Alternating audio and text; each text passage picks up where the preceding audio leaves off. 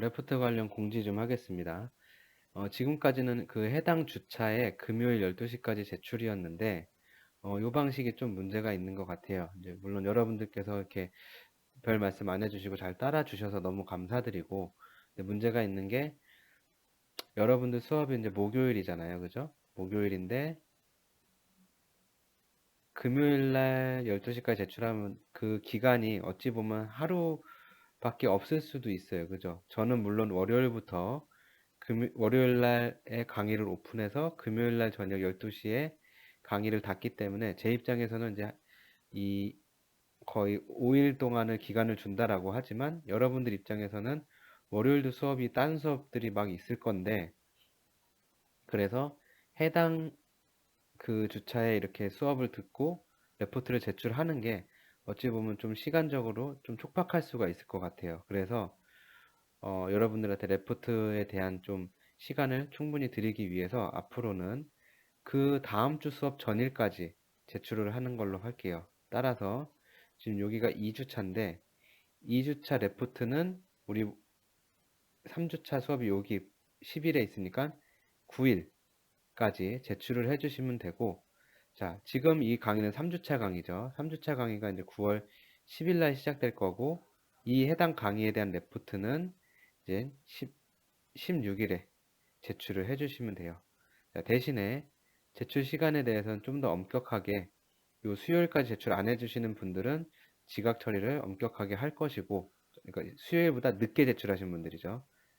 엄격하게 할 거고, 그리고 지금 1주차 레포트 내셨던 분들, 현재 시점으로 1주차 레포트를 좀 늦게 내셨던 분들은 모두 출석으로 인정해 드릴 거고, 자, 2주차 레포트는 이제 9월 9일까지 내는 거니까, 좀 더 천천히 해서 제출해 주시면 될 것 같습니다. 자, 이제 수업을 시작해 보도록 하겠습니다. 예, 안녕하세요. 3주차 자료구조 강의 시작하도록 하겠습니다. 우선 수업 진도 나가기 전에 지난주 과제 내드렸던 거 리뷰부터 하고 수업 진행을 하겠습니다. 지난주 2개 레포트 내드렸는데, 레포트 1번 레포트는 그냥 그 여러분들 비주얼 C++ 깔았던 거에다가 타이핑을 해서 그대로 잘 나오는지 확인 작업을 했어요. 왜 하냐 하면은 이제 여러분들이 물론 다 잘 깔고 하셨겠지만 혹시라도 비주얼 C++ 잘못 깔리거나 아니면 이제 내가 이 구동 방법을 사실 안 쓰다 보면 까먹을 수가 있어요. 그래서 여러분들이 손에 익히기 위해서 비주얼 스튜디오 2019라는 그 프로그램을 손에 익히기 위해서 이렇게 한 번씩 간단한 걸 이제 돌려봤고요. 그래서 그거에 대한 리뷰는 하지 않겠습니다. 그리고 이제 두 번째 레포트 낸 게 비고 메가에 대해서 여러분들이 예제 문제를 만들어서 풀이를 해서 저한테 제출하는 거였죠. 요거는 이제 잘 아시겠지만 어떤 강의, 어떤 문제풀이도 마찬가지로 처음 접하고 문제풀이가 좀 복잡하고 이런 것들은 그냥 수업만 듣고서는 사실 바로 이해할 수가 없어요. 이거는 온라인 수업뿐만 아니라 오프라인에서도 여러분들께서 그냥 수업을 듣기만 하고 들을 때는 이제 어느 정도 뭐 이해를 할 수도 있고 한데 문제는 그게 확실히 여러분들의 지식이 돼 있진 않는 상태예요. 따라서 이 레포트를 통해서 여러분들이 직접 찾아보고 공부해보고 고민해보고 이런 과정을 통해서 여러분들의 지식으로 만드는 그런 시간을 가진 겁니다. 자, 그래서 아마 이제 이 레포트를 여러분들이 준비하면서 인터넷 사이트를 보통 요즘엔 책을 찾아보진 않죠. 인터넷이 워낙 잘 돼 있기 때문에 인터넷에 있는 블로그라든지 유튜브라든지 이런 걸 통해서 아마 이 비고메가에 대한 예시들을 보시고 또 조금 더 궁금하셨던 분들은 뭐 정의를 찾아보시던 이게 어떻게 이렇게 나온 건가 해서 다른 사람이 풀이한 거, 증명한 거를 보시면서 공부를 했을 거라 생각을 합니다. 자, 그래서 여러분들이 이제 제 영상을 통해서 한번 수업을 했고 두 번째로 여러분이 직접 뭐 찾아보고 들어봤기 때문에 자, 이제 마지막 이제 복습을 통해서 완전히 이 비고랑 비고메가 그리고 빅세타에 대해서 이해를 하실 수 있을 거라 생각을 하고 자, 근데 이제 여러분들께서 분명히 이러신 분 있을 거예요. 비고랑 비오메가 엄청 잘 푸셨는데 문제는 이거 왜 이렇게 풀고 있지? 라고 생각을 안 하시고 문제 풀이에만 너무 집중하셨을 수도 있어요. 그러다 보면은 이 원래 목적을 잃어버릴 수가 있기 때문에 자, 다시 짚고 넘어가면 자, 우리가 이거 왜 하냐 하면은 어떤 알고리즘을 우리가 이 알고리즘을 제가 작성을 했는데 이 알고리즘이 얼마나 오래 걸리는 그러니까 얼마나 잘 짰는지를 확인하고 싶을 때 쓰는 게 이 세 가지 방식이에요. 비고, 비고메가, 빅세타. 이 방법을 써서 내 알고리즘이 얼마만큼 잘 되는지, 어느 정도 시간에 돌아가는지를 우리가 평가할 때 쓰는 건데 자, 이 평가 방법은 두 가지가 있었죠. 일단 크게. 첫 번째는 실제 알고리즘을 짠 다음에 그 알고리즘에 돌아가는 시간을 재는 거예요. 컨트롤 F를 누르고 동시에 스탑워치를 켜서 해도 되고 아니면 지난 시간에 배웠던 것처럼 어떤 함수를 불러와서 스타트 스탑을 통해서 돌아가는 시간을 보는 것도 있고 물론 그 후자 방법이 더 좋죠. 자, 근데 이렇게 하려면 문제가 뭐였었죠? 지난 시간에 말했듯이 이 알고리즘을 직접 짜야 된다는 거예요.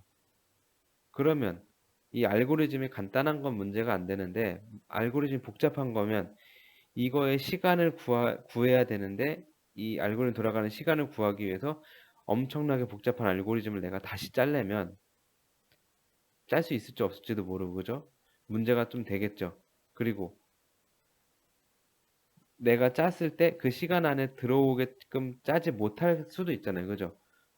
혹은 아예 그렇게 될 수가 없는 알고리즘일 수도 있어요.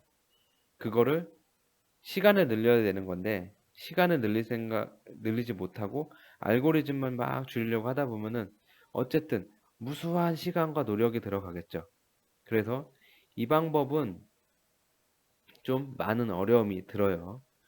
자, 그래서 두 번째가 이 평가죠. 어떤 수치를 통해 우리가 알고리즘을 직접 짜지 말고 더하기가 몇 번 들어갔냐, 곱하기가 몇 번 들어갔냐, 이 제곱이 몇 번 들어갔냐를 가지고 우리가 그 알고리즘의 어떤 시간을 구할 수 있으면 정말 좋겠죠.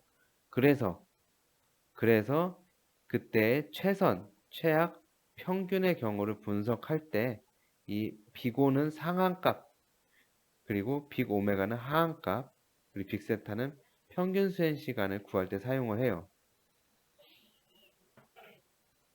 그래서 여기도 이제 보면은 어떤 알고리즘의 최선의 경우를 논하기 위해서는 이 상한, 하한, 평균 수행 시간을 구하는데 일반적으로 상한에 즉 빅5에 집중을 하고 하한 같은 경우는 실용적이지 않아 잘 사용하지 않습니다.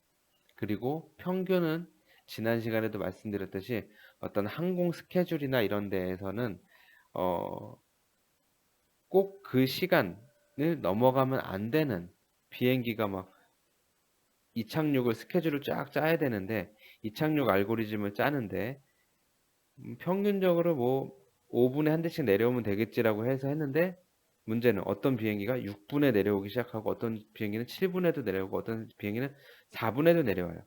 그래서 평균은 5분이 맞는데 그렇게 돼버리면은 얘네들이 겹치면 큰 사고가 나니까 이런 건 안 되잖아요.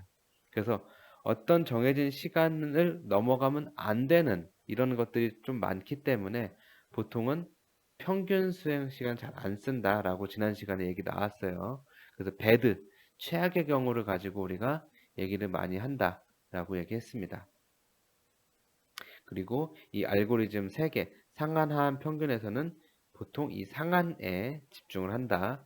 요거였고, 자, 그래서 우리가 비고메가 빅세타를 왜 구하느냐? 어떤 알고리즘이 얼마나 오래 걸리나, 이 알고리즘이 돌아가는데 얼마나 오래 걸리는지를 실제 알고리즘을 짜지 않고 우리가 수식을 통해서만으로 어느 정도 계산을 해내기 위해서 이 비고, 빅오메가, 빅세타를 배우는 겁니다. 자, 그래서 이 빅오는 아까도 말했지만 상한에 대한 표기법, 빅오메가는 하한에 대한 표기법, 빅세타는 요 상한과 하한 사이에 존재하는 평균값이고, 자, 근데 여기 보면 상한과 하한이 같다면, 이 두 개가 같으면 당연히 그 평균도 빅세타도 같겠죠. 같은 증가를 갖는 것일 것이고, 그래서 이제 이 비고를 보면은 O 오브 GN이 이 GN의 증가율보다 작거나 같은 함수들의 집합인데, 그래서 예를 들어 O 오브 n 제곱에는 O 오브 1, O 오브 n, O 오브 n 로그 n 등이 다 포함이 됩니다. 너무 당연한 거고. 그래서 이 비고의 목적은 주어진 알고리즘의 증가율보다 크거나 같은 최소의 증가율을 갖는 것을 찾는 것이 목적이고, 빅오메가는 반대겠죠. 주어진 알고리즘의 증가율보다 작거나 같은 최대의 증가율을 찾는 것이 목적이에요. 작거나 같은, 크거나 같은 최대의 증가율, 최소의 증가율. 자, 그래서 빅세타는 어쨌든 그래서 요거 두 개를 먼저 구하고 만족하는 거를 하나씩 구해서 보면은 되는 거라, 이제 풀이를 통해서 예시를 통해서 좀 더 우리가 알아보도록 하죠. 예제 보기 전에 정의 잠시 한번 더 봅시다.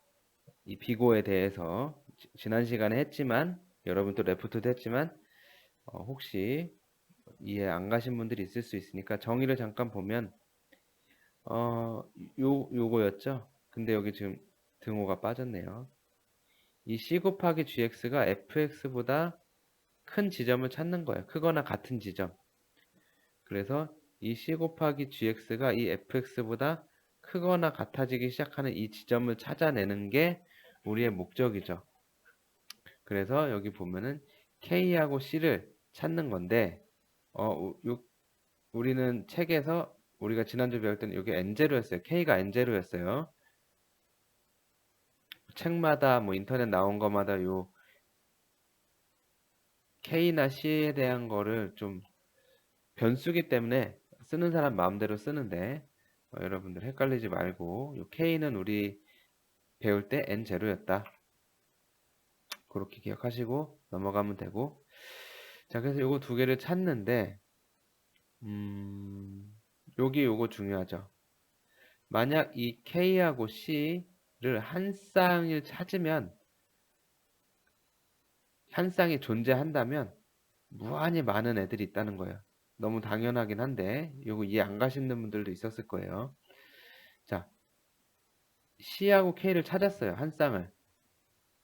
이거를 만족하는 K하고 C를 하나 찾았는데, 자, 그 찾은 값보다 더 큰 거를 C-라고 하고, 이 K도 마찬가지로 그거보다 더 큰 값을 K-라고 하면 이 C-랑 K-도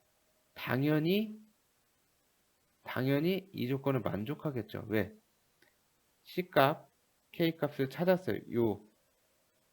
이 fx보다 커지는 순간을 찾았어요.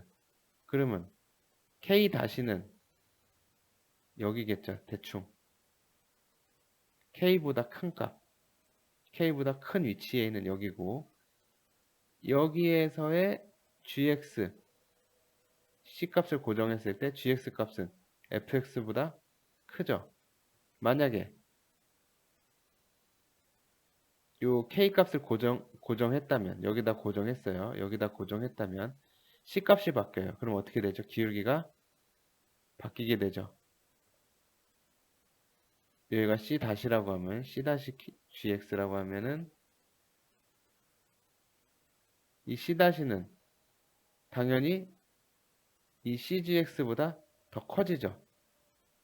여기는 이쪽으로 가면 갈수록 점점 많은 값들, C보다 큰 많은 값들은 다 이걸 만족하고, 이쪽도 마찬가지로 K보다 큰 이쪽에 있는 모든 값들은 다 이걸 만족하니까 무수히 많은 K와 C가 존재한다는 거예요.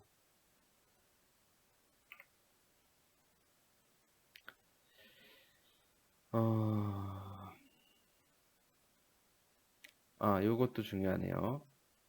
주의. 자, 비고를 표기할 때 이 fx가 O 오브 gx인 관계에, 즉 이거를 만족하는 C하고 K를 찾았다면 그때 이 함수 g는 가능한 작은 것을 택하자. 뭐냐면 좀 전에 했던 거랑 똑같은 말이에요. K값 엄청 높게 잡아서 이쯤 잡고 C값도 뭐 엄청 높게 잡아서 뭐 하여튼 여기 이쯤을 잡았다 라고 하면 틀린 게 아니에요. 맞는 말인데 문제는 너무 오차가 심해버리죠. 그죠? 여기서 이만큼까지 넘어가 버리니까 틀렸다는 아니지만 좀 최대한 작은 값을 잡아주는 게 좋다라는 겁니다. 자, 이제 예제 한번 보면은 여기 보시면 fx가 x제곱 더하기 2x 더하기 1인데 이게 비고 오브 x제곱임을 보여라. 여기 보시면 이제 x가 1보다 클 때 이게 성립한대요. 너무 당연하긴 하죠. 자, x가 1보다 크니까 여기에 있는 값은 무조건 0보다 크거나 같겠죠. 자, 이쪽은 오케이. 이해 갔습니다. 여기는 이제 이해 갔어요. 다음. 갑자기 요게 나왔네요. x제곱 더하기 2x제곱 더하기 x제곱이네요. 보면은 요거를 보면 돼요. 자, 2x랑 2x제곱. 자, x제곱, x제곱 최고차항은 일단 같게 만들어 놨고 2x랑 2x제곱이랑 자, x가 증가함에 따라 어느 쪽이 더 크죠? 이쪽이 더 크겠죠. 무조건 이쪽이 더 커지겠죠. 제곱이니까. 자, 1하고 x제곱. x에 1 놓고 2 놓고 3 놓고 4 놓고 하면 이쪽이 커지겠죠. 즉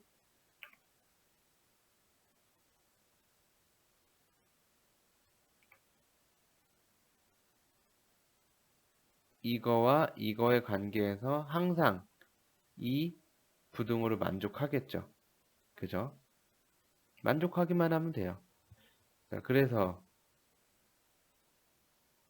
요 뒤에 거 이걸 정리하면 4x 제곱이 되고 자, 여기다 1을 넣어볼게요. 그럼 4가 되고 여기도 4가 돼요. 즉 등호 만족되죠. 2를 넣어보면 3을 넣어보면 4를 넣어보면 계속 이 등호 만족합니다. 그래서 첫 번째 K하고 이 상수 C 값은 1, 4를 됐을 때 요거를 만족하는 값을 찾은 거고 이 K하고 C 값은 1, 4 말고도 그 뒤에 모든 값들이 다 이것을 만족한다 라는 거죠. 무수히 많이 있다. 근데 아까도 봤지만 주의해서 봤지만 웬만하면 좀 작게 잡아주는 것이 좋다라고 했으니까 1, 4로 써주고 우리는 근데 보통 지금 이 방식은 또 처음 보시는 분들도 있을 거예요. 뭐 레프트 하시면서 찾아보신 분들 중에는 요 방식 보신 분들 있지만 우리가 지난 시간에 배웠던 건 요 방식이었죠. 요거로도 한번 보면 자 이거 똑같고 자 그리고 우리가 구하려고 하는 게 비고 오브 x 제곱임을 보여야 되니까 우리가 이 gx는 x 제곱으로 두면 되죠. 그래서 fx가 아니 이 어떤 상수 c 곱하기 gx가 이 fx보다 크거나 같은 k와 c 값을 찾아주는 거죠. 우리 책에서는 n0라서 n0랑 c 값을 찾아주는 거고. 자, 그래서 이 여기서 n0가 1보다 크면 여기 이제 1부터 넣어보는 거죠. 1. 그럼 여기 4 되고 cx 제곱이 됐어요. 1이면 여기 1이니까 C 값은 최소한 4부터가 돼야지 요거를 만족하죠. 즉 N0가 1보다 크고 1보다 크면 무조건 C가 4면 얘를 만족하게 되죠. 이 부등호를 만족하게 되죠. 그러니까 따라서 이 비고 오브 x제곱이 만족이 된다라는 거예요. 그죠? 이런 식으로 여러분들 풀었을 거고, 자, 예제 2번 잠깐 볼게요. 요거 좀 괜찮은데, 자, 7x제곱이 비고 오브 x 3승임을 보이래요. 자, 그래서 여기 보면 적당한 값을 잡자. 그냥 적당하게 잡아봤대요. k는 7로 잡았고, 그러면 이제 x는 7보다 크다라고 해서 자, 이렇게 잡혔어요. 자, 그러면 이제 뭐 7부터 넣어보면은 이거 무조건 x 3승이 크겠죠. 왜? 7이면 이제 여기 7에 3승 되죠. 여기 7 곱하기 7 곱하기 7, 여기도 7 곱하기 7 곱하기 7이니까 이제 7보다 클 때부터는 이제 이쪽이 더 커지겠죠. 왜? 여긴 8의 3승이고 여긴 8 곱하기 8 곱하기 8이고 여기는 7 곱하기 8 곱하기 8이니까 이제서부터는 계속 이쪽이 커질 거예요.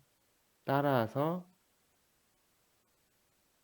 이 fx 7x의 제곱은 이거라고 할 수 있어요. 문제는 너무 큰 값 잡았죠? 아까도 얘기했지만 그래프로 봤을 때 fx 지금 fx 이렇게 생겼는데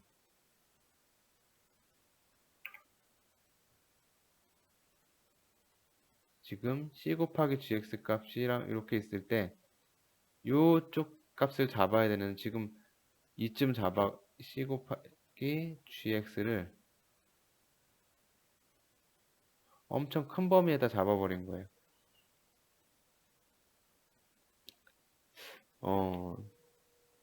지금 무슨 말이냐?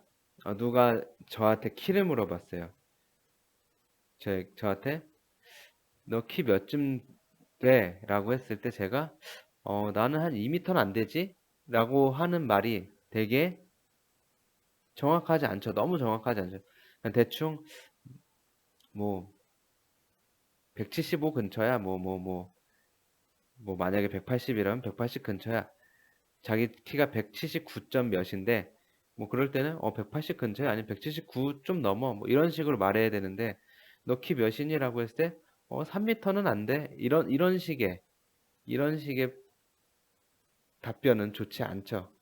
그래서 이렇게 얘는 비고 오브 x3을 만족해요. 비고 오브 x4도 만족해요. 근데 문제는 방금 얘기한 것처럼 너무 큰 값이 가지고 하기 때문에 이래 버리면 정확한 그 알고리즘 수행 시간을 잴 수가 없는 거죠. 그래서 요거를 다시 K는 7, C는 1로 잡아서 이렇게 풀어보면 또 성립을 하죠. 즉 제곱이 된다는 얘기예요. 우리는 지금 이쪽 것만 보면 되죠. 비고 오브 x 제곱도 된다는 얘기예요. 그래서 이때의 증인은 K1, C는 8 이런 식으로도 잡을 수 있다. 자, 그래서 비고라고 하는 것은 이제 좀 뒤에 나올 테지만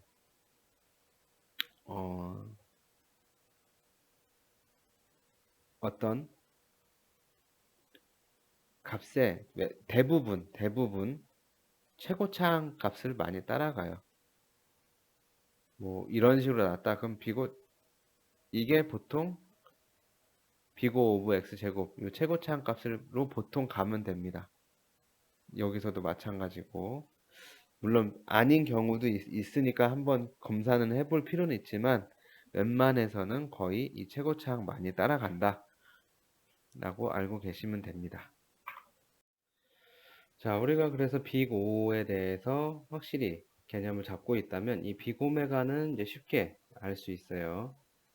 자, 보시면 빅오메가는 요 부호만 반대죠. 여기서도 나와 있지만 빅5와 빅오메가는 요 부호가 반대예요.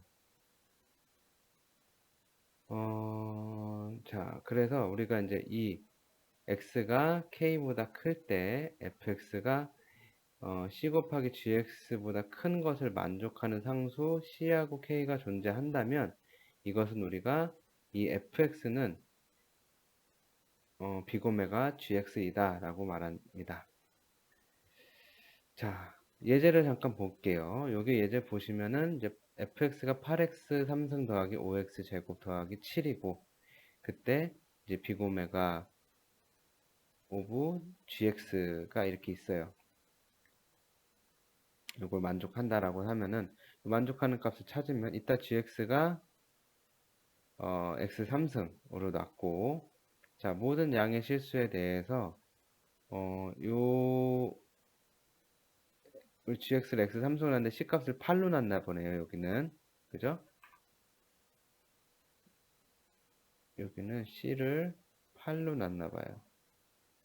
8로 놨고 보니까 요거 만족하겠죠. 당연히 이거 같은데 두 항에서 최고차 항의 값은 같은데 그 뒤에 여긴 이게 더 붙어 있고 여기 뒤에는 아무것도 없죠. 그러니까 당연히 이쪽 항이 더 크겠죠. 그래서 이것을 만족하니까 우리는 요거는 이 fx는 비고 메가 오브 gx를 이 표기법을 사용할 수가 있다라고 할 수 있고 보통 우리는 이런 식으로도 검증할 수 있죠. 우리가 배운 대로 검증해 보면 자 fx 이거고 따라서 gx는 x 3승으로 놔주고 여기다 그대로 대입을 해주면 되죠. 여러 가지 이제 이 비고 같은 경우는 비고든 비고메가든 풀이 방법이 이제 여러 가지가 있어요. 러플리하게 잡을 수도 있고 타이트하게 잡을 수도 있고 뭐 이제 하나씩 대입해 찾을 수가 있는데 요 방법이 가장 좀 직관적으로 보기 편하긴 해요. 지금 요 방법 실제 이 공식에다가 이 값들을 넣어보는 거죠. 그래서 이렇게 8x 3승 더하기 5x 제곱 더하기 7 그리고 이쪽에다 gx에다가는 3x 넣어주고 최고차항 하나 넣어주고 그 다음에 이제 상수값을 올려가면서 찾아보는 거죠. 자, 그래서 이거보다 우리가 이제 크거나 같은 녀석을 만족하는 걸 찾아야 되는데 그냥 간단하게 1부터 넣어보면 여기 c값에다 1 넣어보면 뭐 만족 바로 하죠. 여기 상수값 1이고 x에다가도 1 넣어보면 여기 1이고 이미 여기는 뭐 큰 수가 나오죠.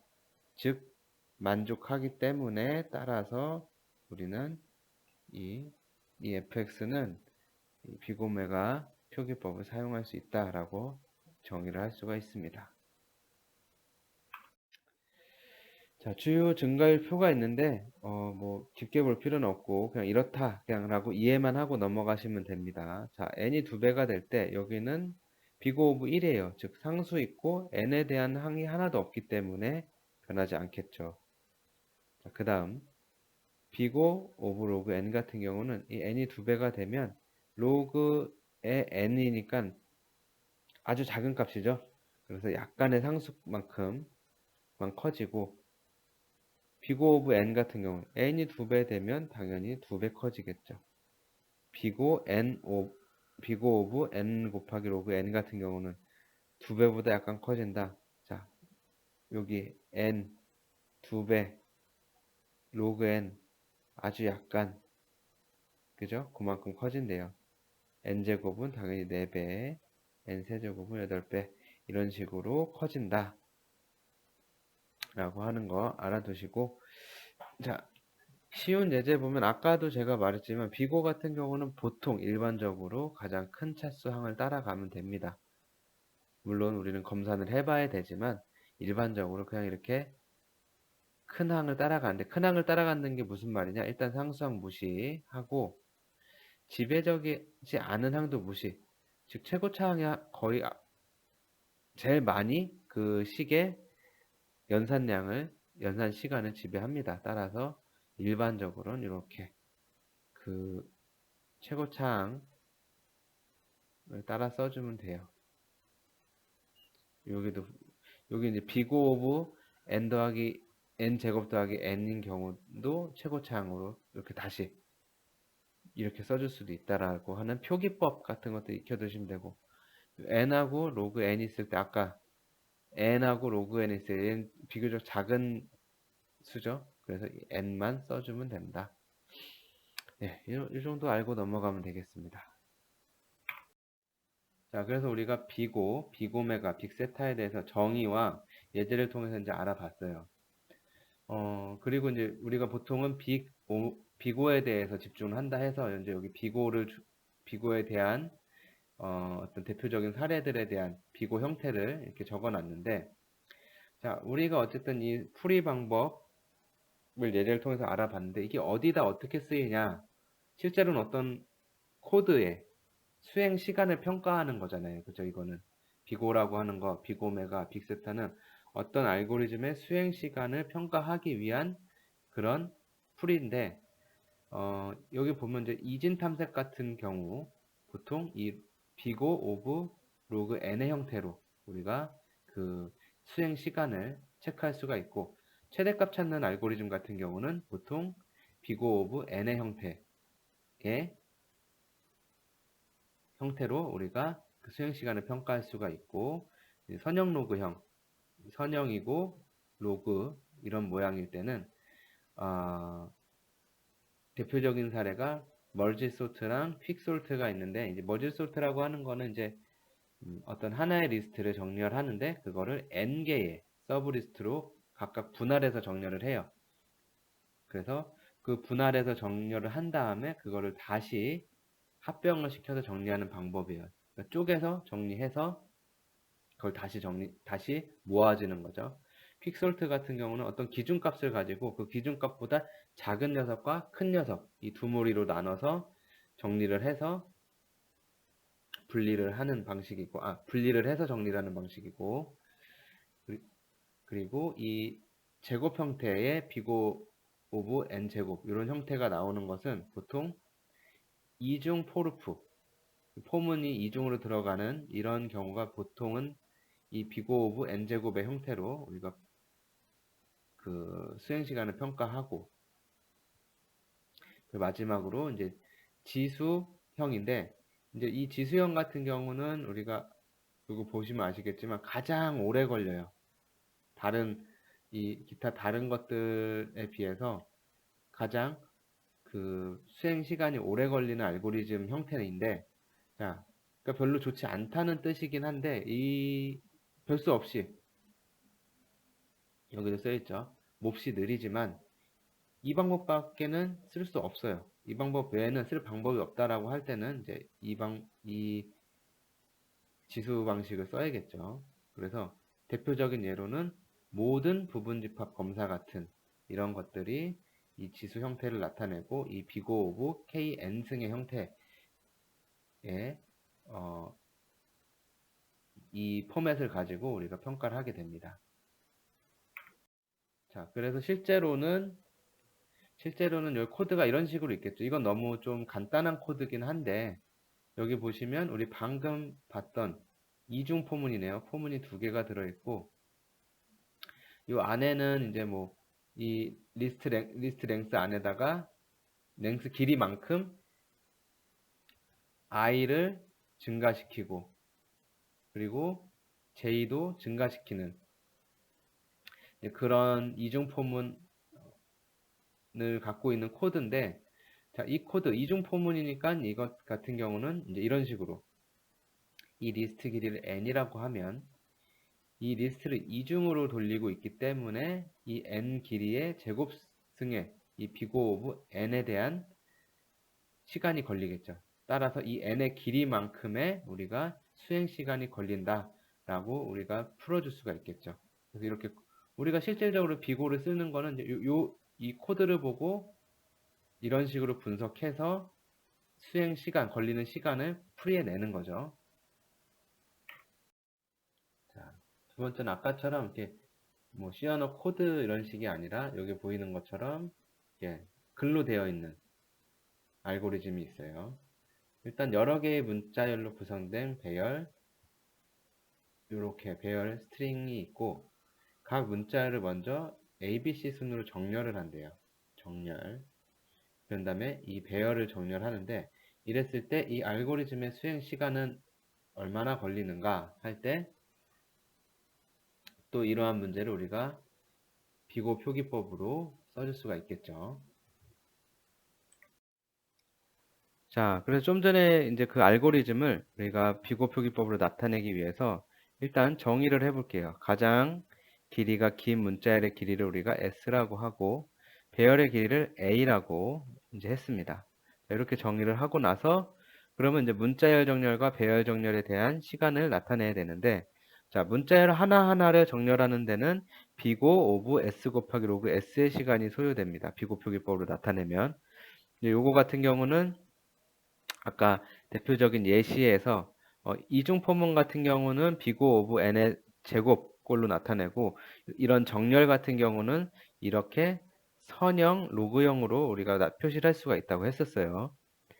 자, 그 다음 그래서 문자열이 모두 A개니까 즉 모든 문자열 정렬에 대해서 우리가 쓸 수 있는 거는 비고 오브 A 곱하기 S 곱하기 로그 S로 쓸 수가 있습니다. 다음 배열 정렬에서는 배열 길이를 우리가 A라고 했고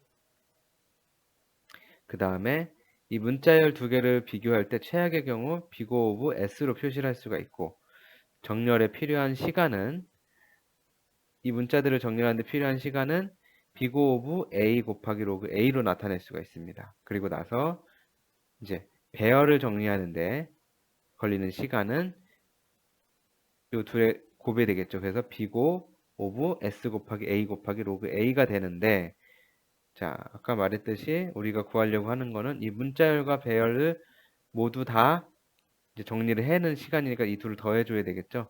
따라서 이렇게 각각을 더해주면 최종적으로 이렇게 우리가 정리를 할 수가 있고 이보다 더 줄일 수는 없다라고 했어요.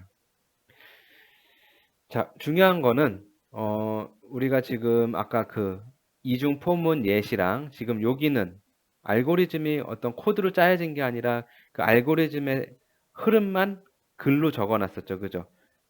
무슨 역할, 어떤 이 알고리즘은 어떤 걸 하는 알고리즘이다라고 한글로만 적어놨는데도 우리가 이렇게 소요 시간을 풀 수 있다는 거예요. 즉, 코드 없이 개념만 가지고선도 이 개념의 알고리즘은 어느 정도의 시간이 걸릴 것이다라고 우리가 비교표기법을 통해서 나타낼 수가 있죠. 그죠?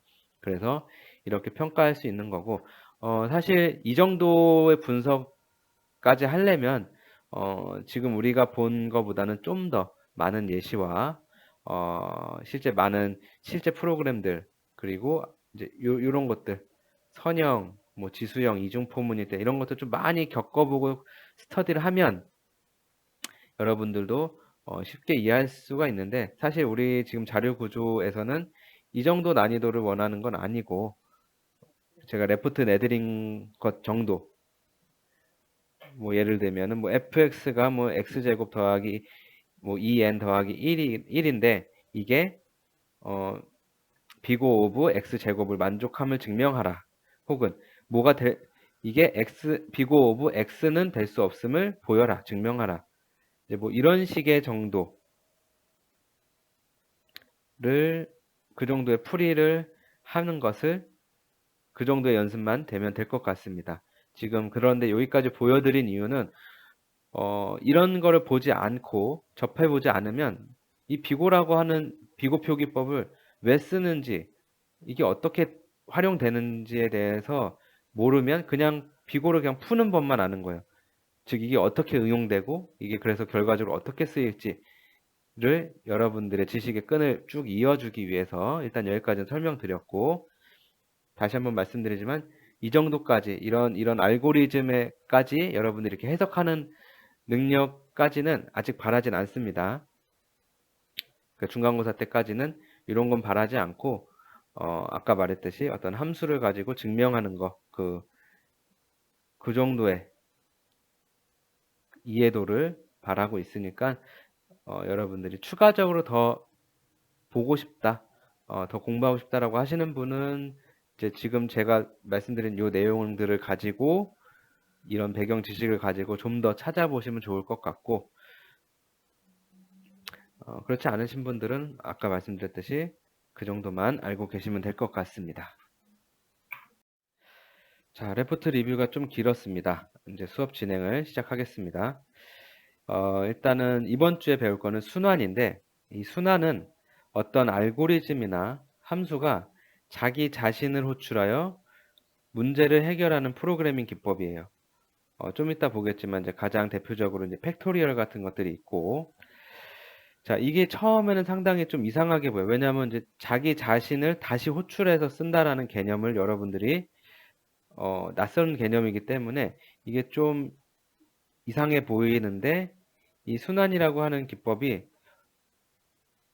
사실 여러 군데에서 쓰이고 잘 쓰면 이 프로그램 연산 속도를 많이 줄여줄 수 있기 때문에 좀 자주 쓰는 기법이기도 합니다.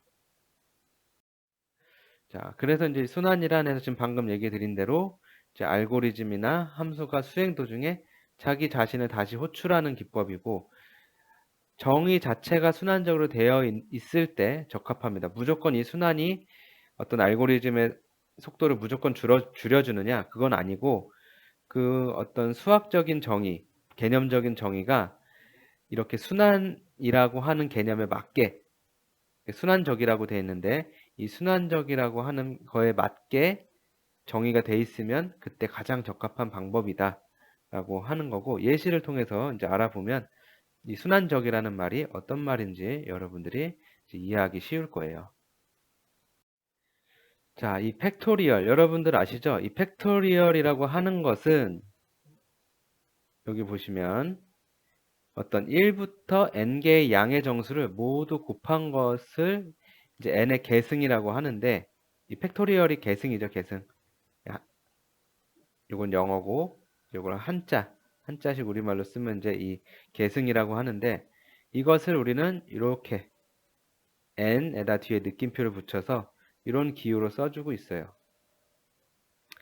그래서 우리가 이 n의 계승에 대해서 정의를 하면 1 곱하기 2 곱하기 3 곱하기 해서, 즉 n까지 곱해주는 게 이 팩토리얼인데, 보통 양의 정수 범위에서 주어지고, 자, 이때 보면 이 n 팩토리얼 같은 경우는 n 곱하기 n-1 팩토리얼로 우리가 정의를 할 수가 있고, 자, n이 1일 때는 대신 이렇게 되잖아요. 특이 경우가 되기 때문에 0 팩토리얼은 1이라고 따로 이렇게 정의를 해놓고 약속을 하고 시작을 하는 거예요. 그래서 0 팩토리얼은 1, 1 팩토리얼은 이제 1, 그죠? 왜 1이죠, 이게? 1 팩토리얼이면 1 들어가면 여기 또 0 되죠. 0 팩토리얼은 1이 되니까 1 곱하기 1로 해서 이제 1이 나오죠. 자, 이제 2 팩토리얼부터는 이제 이 식에 이제 넣어주고 시작을 하면 돼요. 자, 근데 아까도 말했지만 이 순환이라고 하는 개념의 특징이 뭐였죠? 내 자신을 다시 호출한다 라고 했었죠. 여기 보시면 팩토리얼이라고 하는 걸 정의하는데 그 안에 또 팩토리얼이 있어요. 웃긴 얘기죠, 그죠? 우리가 보통 언어에서는 이런 거를 되게 안 좋은 예시로 들죠.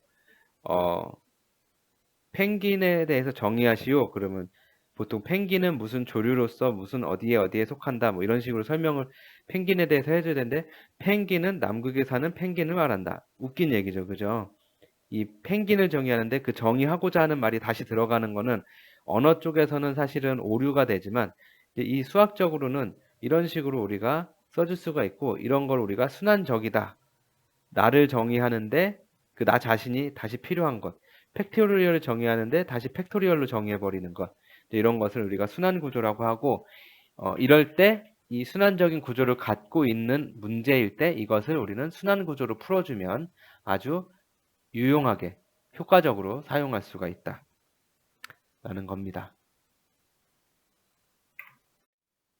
자, 그래서 우리가 이 팩토리얼에 대한 것을 우리가 이제 코드를 만들어 볼 텐데, 일단 이 정의에 따라서, 여기 있는 요 정의에, 팩토리얼 정의에 따라서 우리가 요 n 팩토리얼이라는 녀석을 구하는, 이 n 팩토리얼을 구하는 함수를 이제 만들어 보는 거예요.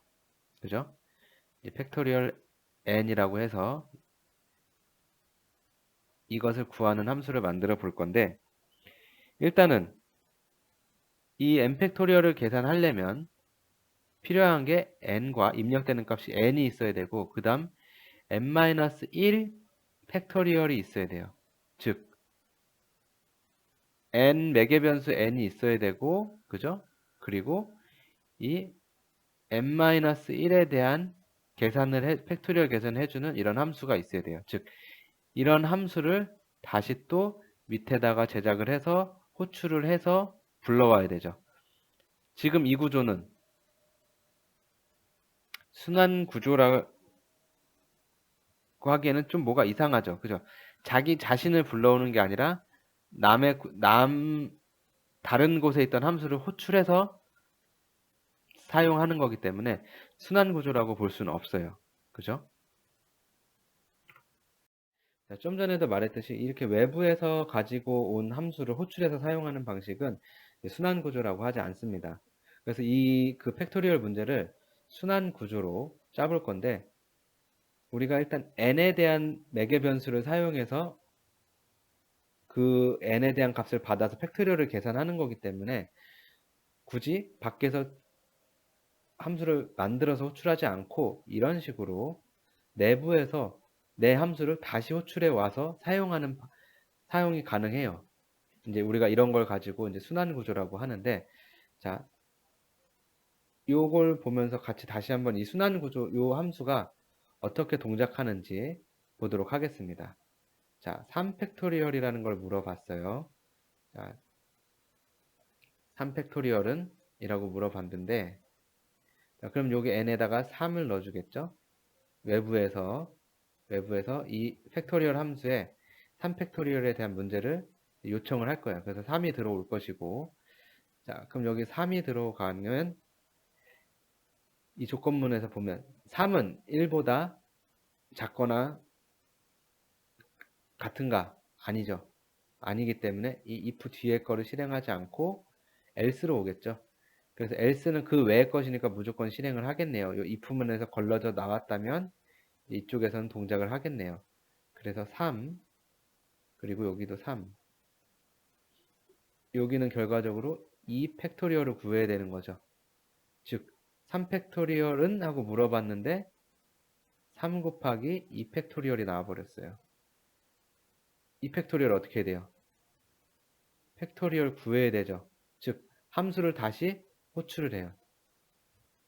그럼 이제 2 팩토리얼을 구하기 위해서 여기에 2가 입력이 되겠죠. 2가 입력이 되고 n에, 그럼 여기 2가 입력이 되면 2는 1보다 작거나 같은가? 아니죠. 아까랑 똑같이 여기에 2가 들어가고 여기에도 2가 들어가면 1 팩토리얼이 되겠네요. 자, 2 팩토리얼을 물어봤는데 2 곱하기 1 팩토리얼이 나와버렸어요.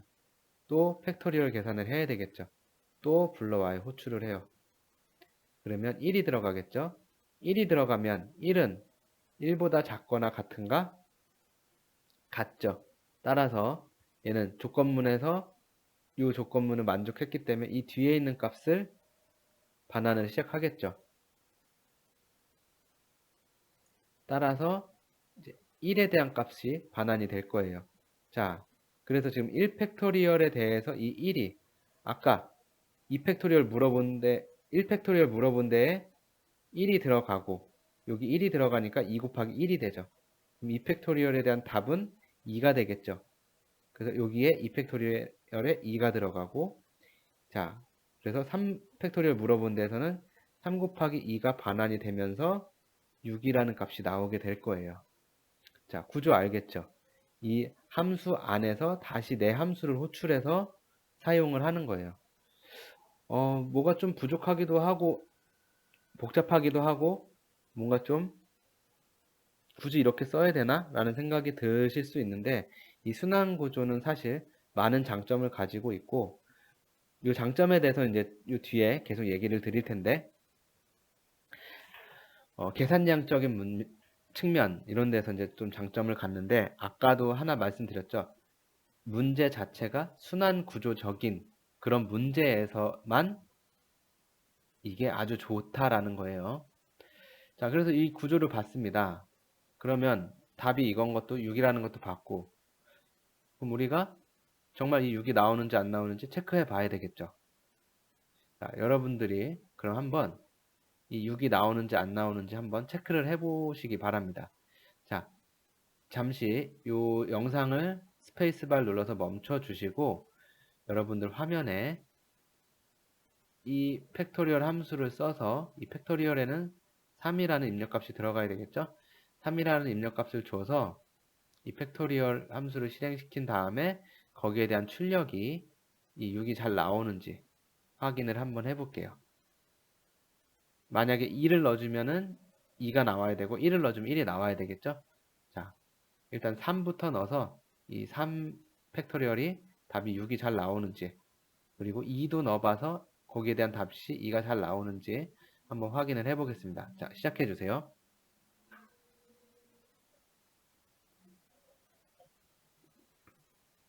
어때요? 잘 나오셨어요? 물론 안 나오신 분들도 있을 거예요. 혹은 에러가 뜨거나, 또 혹은 아예 손도 못 대셨던 분들도 있을 텐데, 자, 일단 손 못 대신 분들은 너무 걱정하지 마시고, 너무 당연한 겁니다. 그게 여러분들이 뭐 지금 뭐 잘 푸셨던 분들은 뭐 그 전에 좀 C나 이런 거에 관심이 많았거나, 아니면 좀 만져볼 일이 있어서 그랬던 분들은 아마 쉽게 풀었을 텐데, 이거 손도 못 대신 분들이나 이게 에러 나신 분들은 뭐 당연하죠. 방학 동안에 C 만져보고 뭐 그 전에도 C를 꾸준히 해야 할 그런 상황에 있으신 분들이 많지 않을 테니까. 스포츠도 악기도 마찬가지로 보는 거랑 하는 거랑은 다르죠. 그죠?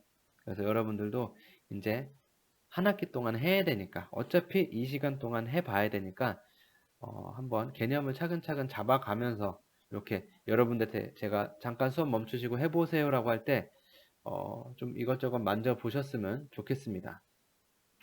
자, 바로 답을 알려드리진 않고, 자, 첫 번째 힌트를 드릴게요. 첫 번째 힌트는 우리가 한 지난 과제에 있어요. 지난 과제에서 우리 뭐 해봤었죠? 처음에는 학번 이름도 출력해봤었고, 그리고 지난번에는 어떤 그 시간, 그죠? 그 프로그램이 돌아가는 그 시간을 출력도 해봤어요. 어떤 거 썼었죠? 그때 출력할 때 printf 썼죠? 자, printf라는 거를 써서 쓰면 우리가 어떤 값을 출력할 수 있다고 했어요. 자, 다시 화면을 멈추시고 진행해 보겠습니다. 자, 해보셨나요? 자, 아직도 모르겠다면, 자, 아까도 말했지만 이거는 어떤 함수예요. 이 함수는 어느 다른 곳에서 호출돼서 사용이 돼요. 즉, 이 printf에서 이 함수를 호출할 거예요. 우리가 지금 구하고 싶은 게 뭐죠? 팩토리얼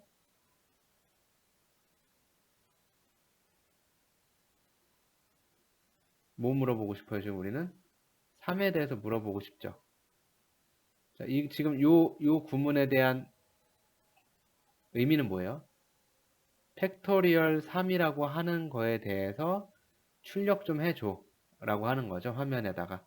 자, 물론 요 앞에 뭔가 더 적어줘야 되는데, 자, 여기까지 힌트는 이제 드렸고, 한 번만 더, 마지막으로 한 번만 더, 지금 초반이니까 초반에 이렇게 같이 좀 나가기 위해서 한 번만 더 잠깐 화면을 멈추고 여러분들이 이제 코드를 완성시켜 보세요.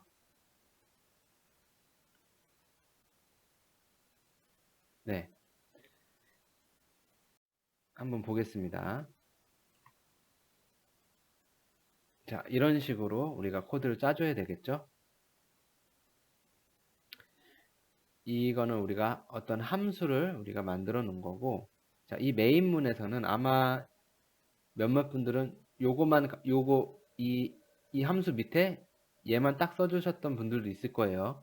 근데 그러면 안 되고, 이렇게 메인문을 통해서 이 printf를 쓰는데, 이 팩토리얼 3이라고 하는 녀석을 출력해줘. 근데 이 반환되는 값이 뭐예요? 인트형이기 때문에 이 %d라고 하는 녀석을 써주고 이렇게 해주면 결과적으로 화면에 6이라는 게 잘 출력이 되는 것을 확인할 수 있을 겁니다.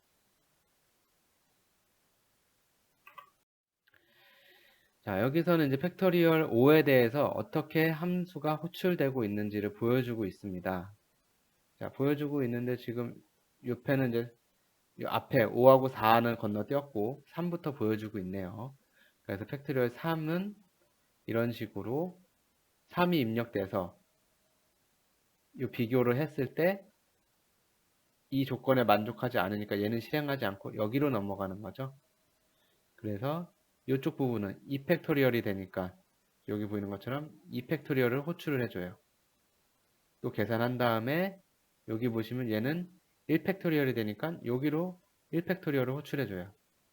1팩토리얼에는 if 조건이 만족되니까 return 1이 반환되는 거예요. 값이. 여기로 반환이 되면 여기가 1이 되는 거죠. 그래서 2 곱하기 1 하면은 2가 되죠. 그 값을 또 반환해 주는 거예요. 어디로? 2팩토리얼로. 2팩토리얼 값이 나왔으니까 여기가 2팩토리얼이죠. 2팩토리얼 구해서 6이 될 거고 그걸 또 반환해 주고 또 반환해 주고 해서 5까지 쭉 올라가면 결과적으로 이런 식의 계산이 완성이 되는 겁니다. 그죠? 자, 이 구조를 보면은 마치 포문이나 while문처럼 계속 루프를 돌고 있어요. 그죠? 루프를 도는데 루프가 어떤 식으로 도냐? 호출하는 방식으로 내 함수를 다시 호출해서 넣어주고 여기로 호출하고 호출된 값을 넣어주고 자, 근데 여기에는 하나 브레이크 동작을 하는 게 여기 있죠. 그죠? 이 호출을 할 때 이 n의 값을 여기서 먼저 본 다음에 이게 이 조건에 맞는지 안 맞는지 확인을 하고 안 맞으면 호출 또 n의 값이 들어가서 여기서 비교를 하고 또 안 맞으면 호출 근데 결과적으로 이 n이 1보다 작거나 같아지면 이 1값을 반환하면서 이 루프가 끝나게 되죠. 자, 만약에 이 부분 이 빨간색 요 부분이 없을 경우는 이 함수는 무한적으로 돌게 돼요. 무한적으로 돌게 되면은 안 되죠. 그죠? 에러가 발생할 때까지 계속 돌기 때문에 이건 잘못된 코드죠. 자, 코드의 어법이나 문법은 맞았다 치더라도 알고리즘적으로는 잘못된 거죠. 그죠? 만약에 고의로 무한 루프를 돌릴 작정으로 코드를 짜지 않았으면 대부분의 무한 루프는 잘못 짠 코드가 됩니다. 자, 일반적으로 이 반복과 순환은 서로 바꾸어서 작성을 할 수 있어요. 즉 순환 방식으로 코딩된 거는 반복 방식으로 바꿀 수 있고 반복 방식 즉 for나 while문을 이용한 코딩을 순환 방식으로도 사용을 할 수가 있는데 물론 어느 게 더 적합한가는 그 해당 문제 해결하려는 문제에 대한 알고리즘을 보면서 우리가 선택을 해야 되겠죠. 보통 for나 while문 같은 경우가 우리 사람이 보기에는 좀 더 가시적으로 간명하기 때문에 더 좋아 보이긴 해요. 그래서 우리가 이 두 문제는 서로 이렇게 바꿔서 쓸 수 있다라고 하는 것을 알아두면 좋고 우리가 이 팩토리얼 방금 한 거를 이제 이 반복 구문으로 바꾸면 이제 다음처럼 우리가 해줄 수가 있습니다.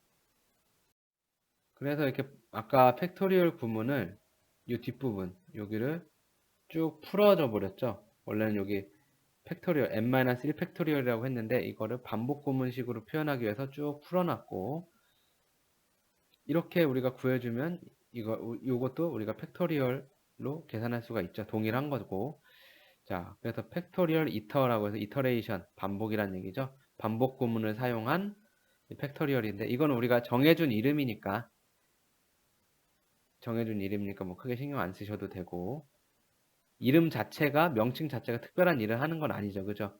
여기다 그냥 A라고만 써줘도 돼요. 상관은 없는데, 보통 우리가 프로그래밍 할 때 이 A라고 하는 함수가 무엇 하는 함수인지 명확히 이렇게 좀 네이밍을 이렇게 해주면 좀 더 좋죠. 그죠? 그래서 팩토리얼 이터라고 우리가 네이밍을 해준 거고, 자, 그리고 이 K하고 V에 대해서 우리가 1로 초기값을 지정해 줬어요.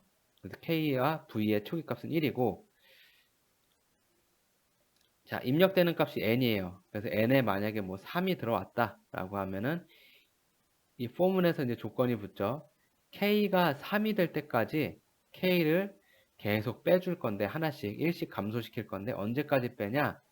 바로 0보다 클 때까지 k를 계속 감소시키면서 어떤 행동을 할 거냐면 바로 이렇게 v 곱하기 k, 즉 v 초기값 1이고 k 초기값 1인데, k는 여기 이 포문 안에서 이 n하고 계속 대치가 되면서 바뀌겠죠.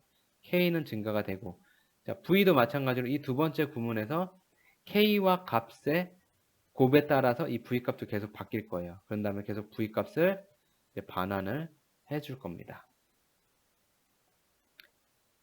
그래서 이 구문에서 이 v가 증가하고 있는 모습은 볼 수가 없어요.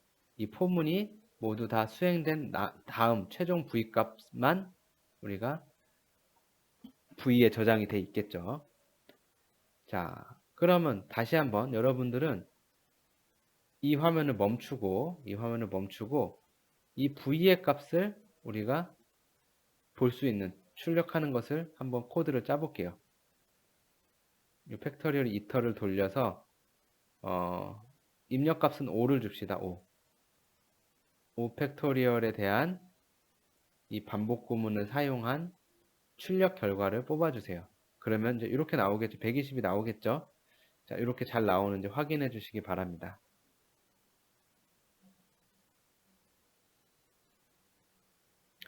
자, 잘 나왔을 것 같아요.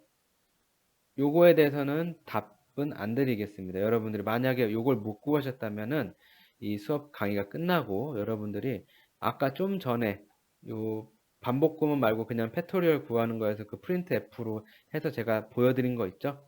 그걸 보시면서 한번 생각해 보세요. 어떻게 하면은 내가 이 값을 화면에 잘 띄울 수 있을 것인가?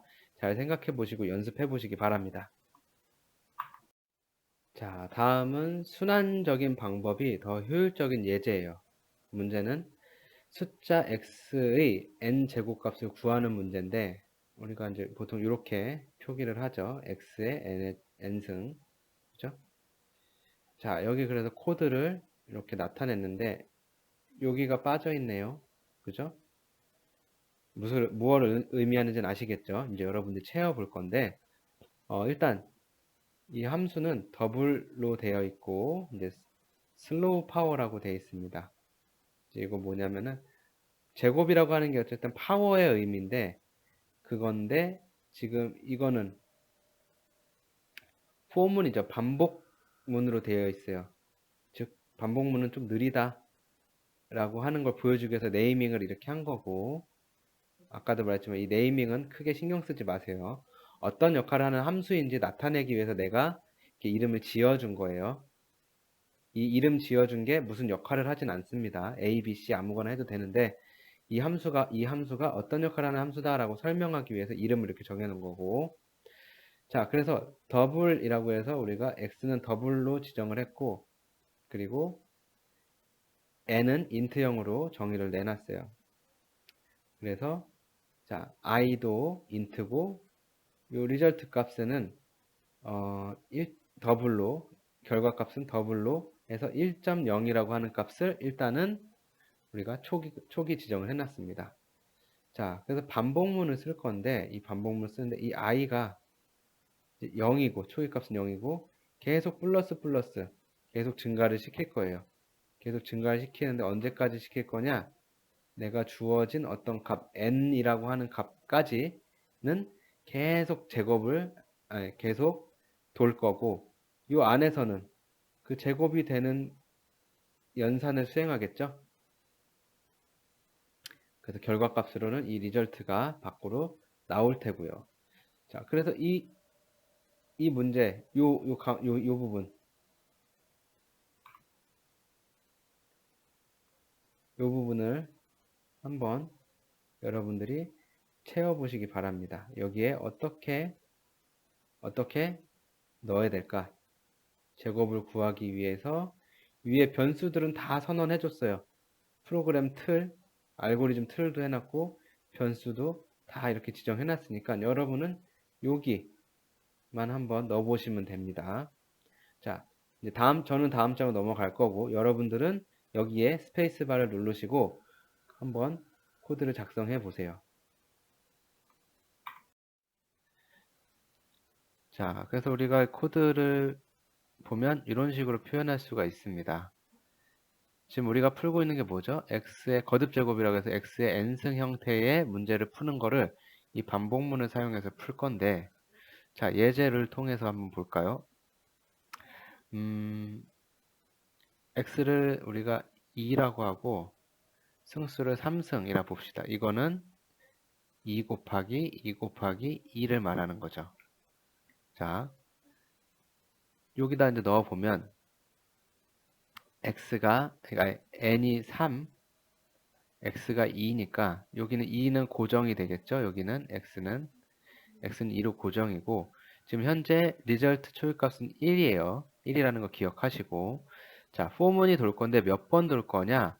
자, 0부터 시작을 해서 계속 1씩 증가를 시킬 거예요. 즉 0, 1, 2, 3, 4 이런 식으로 증가를 시킬 건데 언제까지 증가시킬 거냐? n만큼, 즉 3만큼만 증가를 시킬 거죠.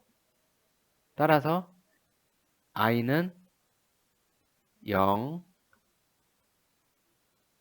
1, 2까지 돌고 i는 0, 1, 2까지 돌고 i가 3일 때는 이 조건문에 맞지 않기 때문에 멈춰지겠죠. 즉 0, 1, 2 총 3번을 돌 거예요.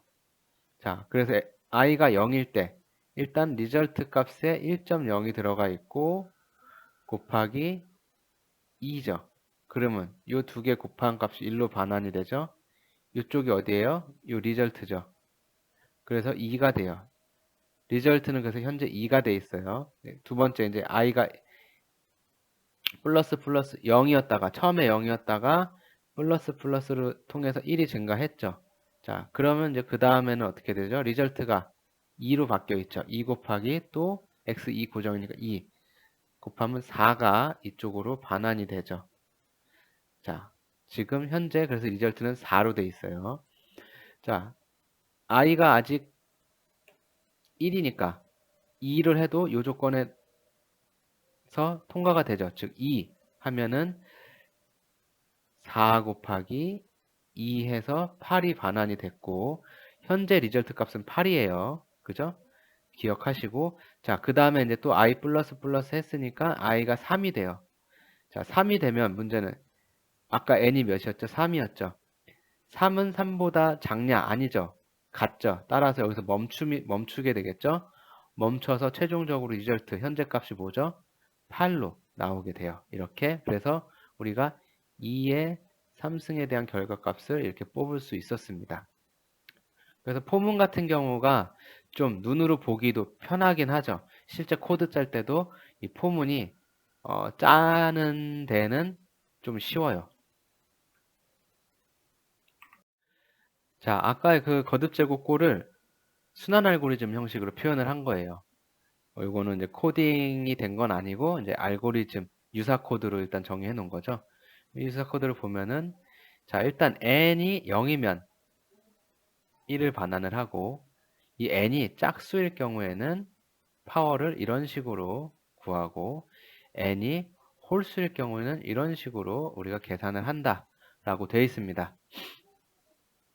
뭐 지금 수학 시간이 아니기 때문에 뭐 이렇게 굳이 뭐 증명하고 그럴 필요는 없지만 짝수일 땐 이렇게 구하고 홀수일 때 이렇게 구한다고 하네요. 우리가 아까 포문보다 이렇게 보니까 뭐가 오히려 더 복잡해 보이는 느낌이 듭니다. 그죠? 그리고 한눈에 보기에도 가독성도 좀 없고 잘 안 보이네요. 그럼 이제 이거를 실제 코드로 한번 옮겨 보겠습니다. 지금 우리가 하고 있는 게 거듭 제곱골에 대한 순환적인 방법을 보는 거죠. 자, x의 n승을 구할 건데 아까 유사 코드, 슈도 코드에서 봤을 때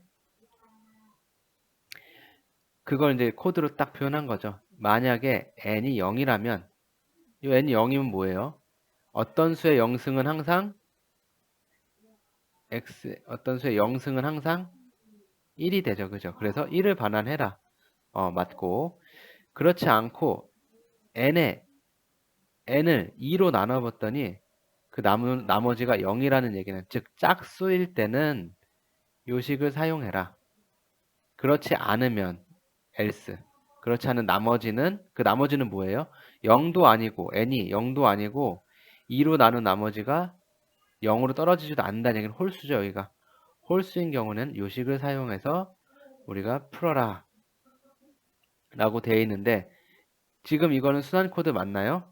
맞죠? 왜죠? 여기 내 함수를 다시 호출하고 있죠. 양쪽에서. 그죠? 그래서 이렇게 순환되는 포문이나 파일문을 쓰지 않고 자체 내에서 순환을 해서 거듭 제곱골을 만들어주는 코드입니다.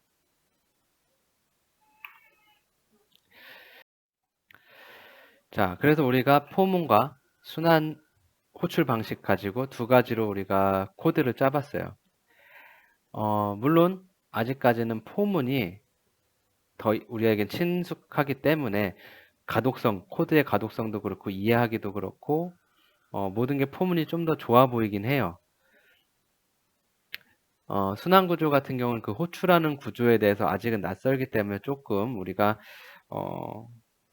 아주 뭐 쓰기 편하다라고 생각은 안 드는데, 자, 아까 처음에도 말했지만 이 순환 방법 같은 경우는 그 정의 자체가 순환 구조를 갖거나 지금처럼 거듭 제곱식의 이런 내가 호출하는 함수를 다시 써야 되는 경우는 이 순환적인 방법이 좋은 이유는 여기 보이는 것처럼 첫 번째로는 이 2의 n승에 대한 문제를 볼 때 이 크기가 점점 작아지게 돼요. 16승이었다면 그 풀이를 해보면 16 그리고 15, 14, 13, 12 이런 식으로 해서 점점 작아져요. 우리 팩토리얼 아까 구할 때도 그랬죠. 3팩토리얼은 하고 물어봤더니 그 다음 호출에서는 2팩토리얼을 구하고 그 다음 호출에서 1팩토리얼을 구하고 그 다음에서는 1이라고 하는 최종적인 값이 나오죠. 그죠? 그래서 그거에 대한 총 호출된 값에다가 입력해서 구해주면 계산이 됐는데 아까도 보면 알겠지만 이 제곱도 마찬가지로 처음 계산해서 호출을 불러왔을 때 결과적으로 엄청나게 작은 수의 대입 연산으로 인해서 이 문제가 풀려져요. 그래서 이 호출이라는 것 자체도 어떤 오버헤드를 갖게 되지만 이 문제수가 커지면 커질수록 그 처리 속도에서는 빨라지게 되고 이 반복적인 방법하고 순환적인 방법을 비교해 보면 우리가 비고 노테이션을 가지고 표현을 해봤을 때 이 반복적인 함수는 비고 오브 n이에요. 이중 포문 같은 경우는 n의 제곱이었죠. 근데 지금 반복적인 방법에서 하나의 포문만 쓸 경우는 비고 오브 n이 됩니다.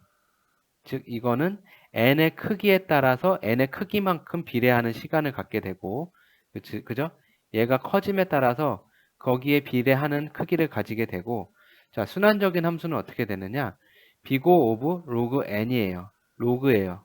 로그라고 하는 거는 이 n이 커짐에 따라서 그 증가율이 조금밖에 안 커진다는 얘기예요. 즉 이 비고 노테이션을 통해서 우리가 알 수 있는 거는 순환적인 함수를 사용했을 때 좀 더 효율적이다. 실제 수행 속도를 봤을 때도 이런 식으로 차이가 이런 식으로 난다.